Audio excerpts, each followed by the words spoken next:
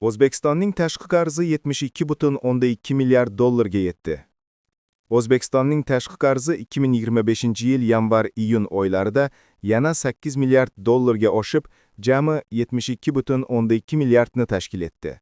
Ushbu ma'lumotni Markaziy bank e'lon qildi deb yozmoqda Uz24 nashri. Xalqaro savdodagi keskinliklar va global noaniqliklarga qaramay, tashqi sektor eksport narxlarining oshishi, mehnat migratsiyasi va turizm sohasidagi ijobiy tendensiyalar ta'sirida muvozanatga yaqinlashdi. Joriy operatsiyalar hisobi 156,3 million dollar manfiy saldoga ega bo'ldi.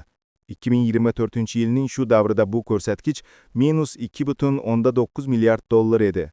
Regulyator bu farqni savdo balansi taqchilligining kamayishi va pul o'tkazmalari hajmining oshishi bilan izohladi. Savdo balansi 20% ga yaxshilanib, -6,4 milliard dollarni tashkil etdi. Eksport hajmi 29% ga oshib, 16,6 milliard dollar. Import esa 10% ga oshib, 23 milliard dollarga yetdi. Xalqaro pul o'tkazmalarining ko'payishi tufayli